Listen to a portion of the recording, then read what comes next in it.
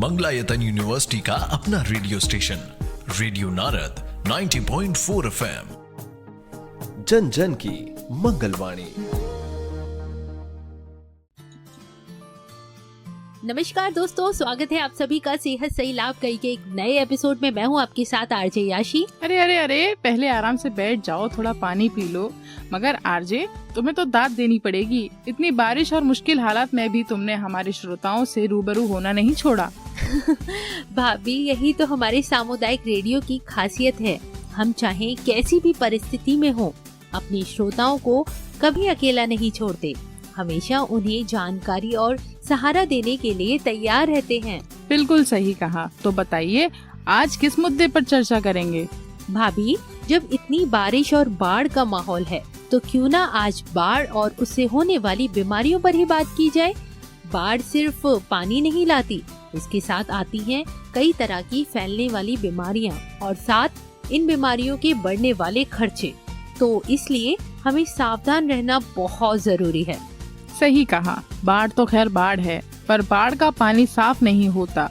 उसमें नालियों का गंदा पानी, कीचड़ और तरह तरह के कीटाणु मिल जाते हैं। यही गंदा पानी जब खाने पीने की चीजों या पीने के पानी में मिल जाता है, तो लोग बहुत सी बीमारियों के लपेट में आ जाते हैं। ऐसे में हैजा, टाइफाइड, पीलिया जैसी बीमारी फैलती हैं।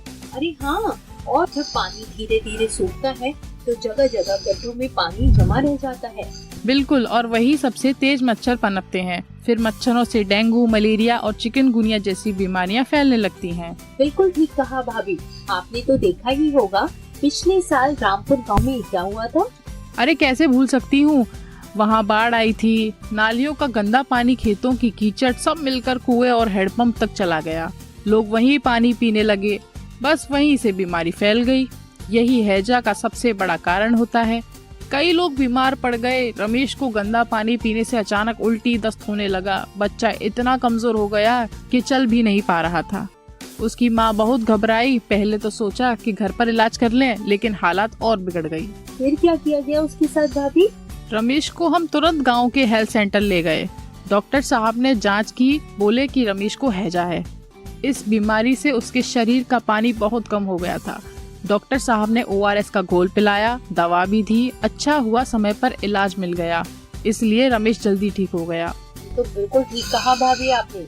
और बाढ़ के समय तो बहुत से लोगों को पेट से जुड़ी परेशानियां होने लगती है, जैसे कि दस्त, उल्टी और पेट दर्द भी। ऐसा क्यों होता है भाभी, और इससे कैसे बचा जा सकता है? बाढ़ के दौरान पानी गंदा हो जाता है। लोग वही पानी पी लेते हैं, उसी से खाना बना लेते हैं। इससे पेट में इन्फेक्शन हो जाता है। दस्त, उल्टी, पेट में मरोड़, शरीर में गड़बड़ी के लक्षण हैं। तो भाभी, प्राथमिकता सावधानी क्या होनी चाहिए? बचाव के लिए साफ पानी पीना चाहिए, ताज़ा खाना खाएं, हाथ धोना भी बहुत जरूरी है। खासकर खाने से पहले और टॉयलेट के बाद हाथ जरूर धोएं। अगर कोई ज्यादा बीमार लगे तो डॉक्टर से अवश्य दिखाएं। बिल्कुल भाभी, हैजा से बचने का सबसे अच्छा तरीका है साफ पानी पीना और ताज़ा भोजन करना। वैसे आजकल गांव में बहुत से लोग बुखार से भी परेशान हैं। आपने तो सुना ही होगा, और डॉक्टर साहब बोल रहे थे कि टाइफाइड फैल रहा है। भाभी, टाइफाइड क्या होता है? टाइफाइड बुखार साल्मोनेला नामक जीवाणु के कारण होता है।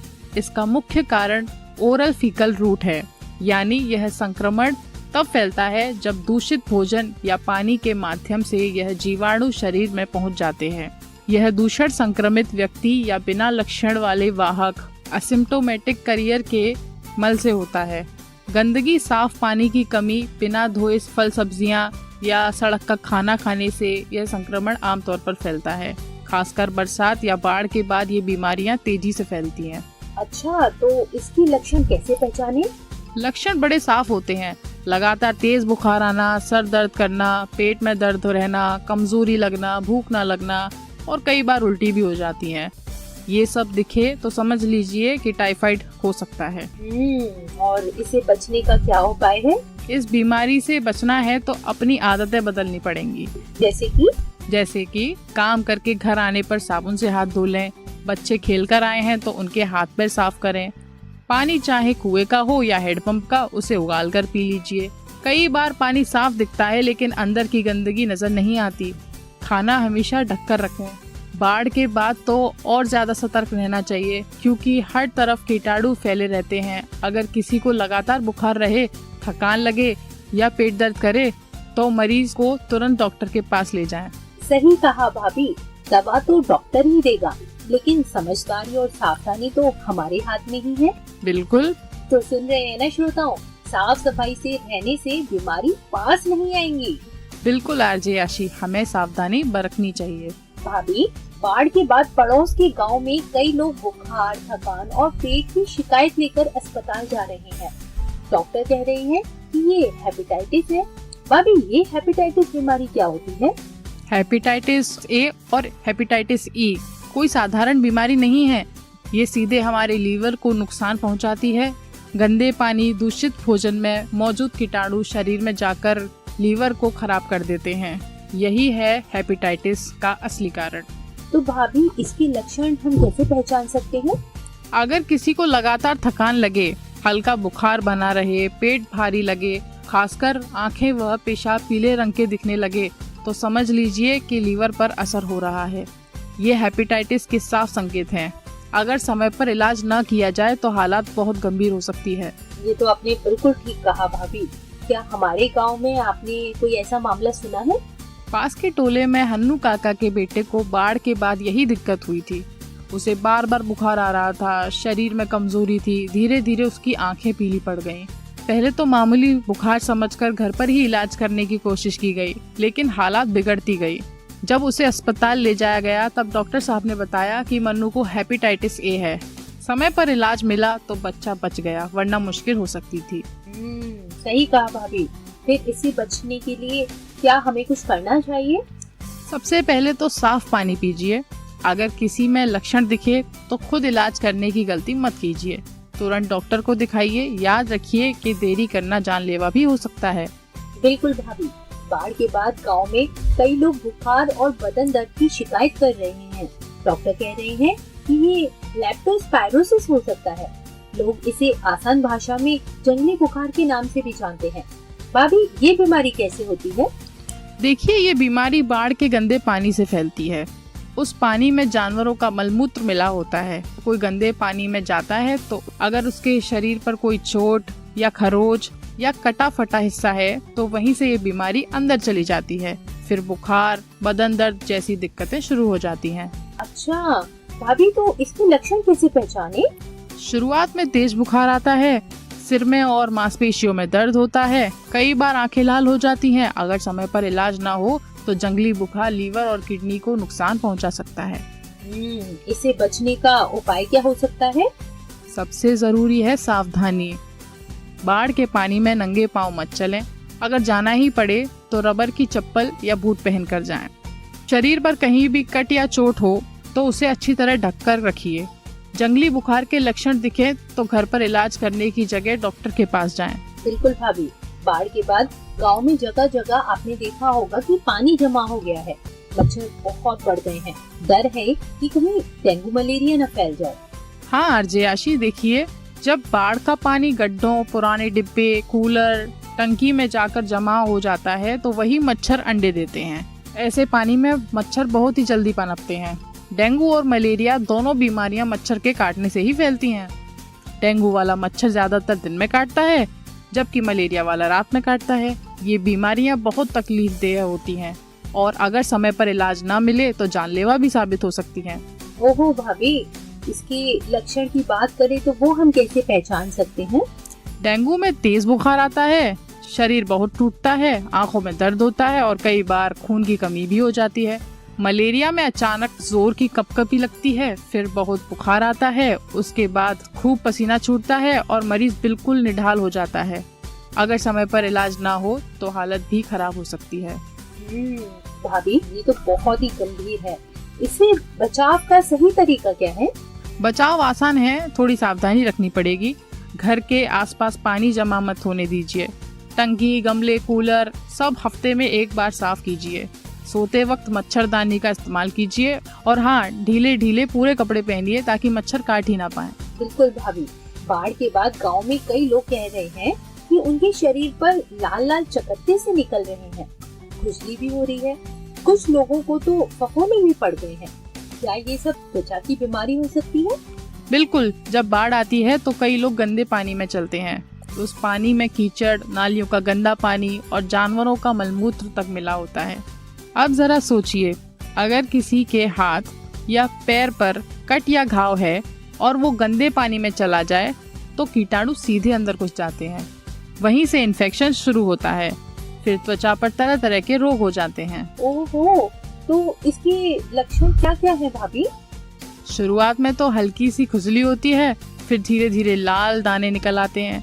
अगर इन्फेक्शन ज्यादा बढ़ गया तो फफोले पड़ जाते हैं, उससे पानी भी निकलता है। कई बार जलन और दर्द इतना बढ़ जाता है कि आदमी चैन से बैठ ही नहीं पाता।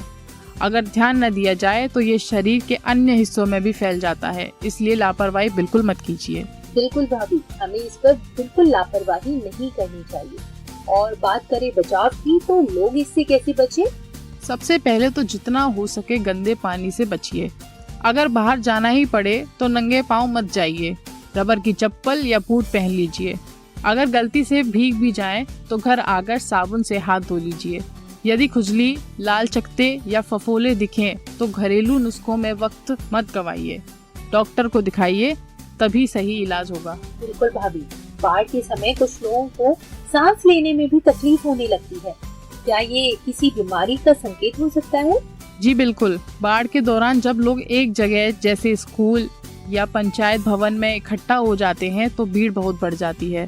अगर किसी को खांसी, जुकाम या बुखार है तो बीमारी दूसरे तक पहुंच जाती है। ऊपर से गीले कपड़े, लगातार नमी और चारों तरफ गंदगी, ये सब फेफड़ों पर बुरा असर डालते हैं। इसी वजह से सांस की दिक्कत बढ़ जाती है और श्वसन संक्रमण फैलने लगता है। इसके लक्षण क्या हो सकते हैं टीकन भाभी? देखिए, इसके लक्षण साफ हैं। अगर किसी को बार बार खांसी हो रही है, सांस लेने में तकलीफ है, सीने में भारीपन लग रहा है या बुखार भी आ रहा है तो समझ लीजिए कि मामला हल्का नहीं है। इससे बचने का भी तरीका बता दीजिए। सबसे पहले तो साफ सफाई रखिए। गंदे और गीले कपड़े तुरंत बदल लीजिए। जहाँ जा रहे हो वहाँ खिड़की दरवाजे खोलकर हवा का रास्ता बनाइए। अगर भीड़ में हो तो मास्क जरूर पहनिए, खासकर जिनको खांसी जुकाम है। बच्चों और बुजुर्गों को गर्म कपड़ा पहनाइए। किसी को सांस लेने में जरा भी दिक्कत लगे तो डॉक्टर को दिखाइए। बिल्कुल भाभी, बाढ़ के समय लोग सिर्फ पानी से नहीं, कई और खतरों से भी जूझते हैं।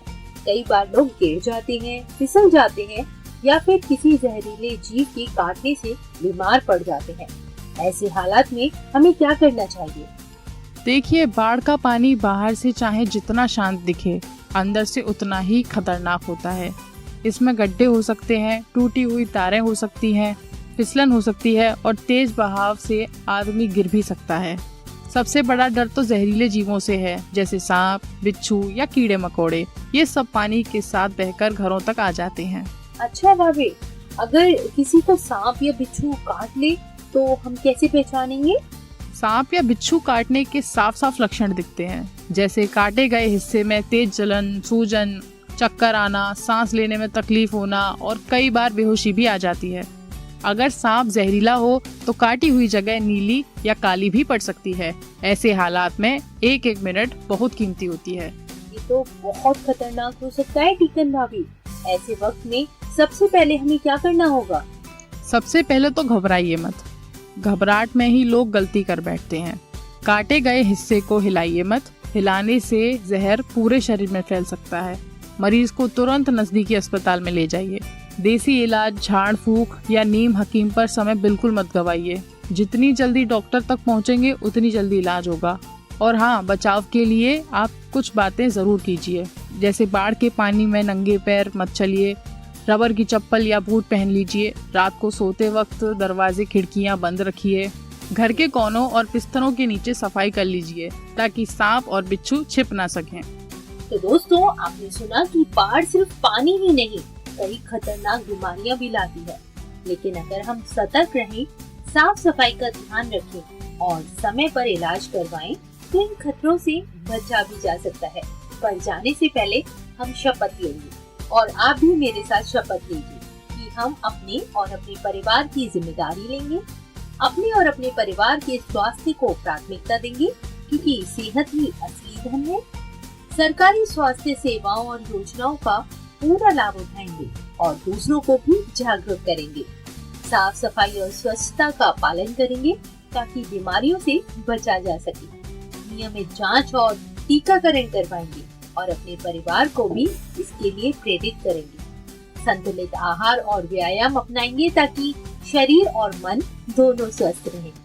महिलाओं, बच्चों और बुजुर्गों की सेहत का विशेष ध्यान रखेंगे। जब पूरा समाज स्वस्थ और सशक्त बनेगा तभी तो भारत समृद्ध बनेगा। आखिर सेहत सही तो लाभ कई। श्रोताओं, आज का हमारा कार्यक्रम सेहत सही लाभ कई यही समाप्त होता है। अब आप मुझे और टिक्कन भाभी को दीजिए इजाजत। अगली बार हम फिर मिलेंगे सेहत संबंधी किसी नए मुद्दे के साथ। तब तक के लिए नमस्कार।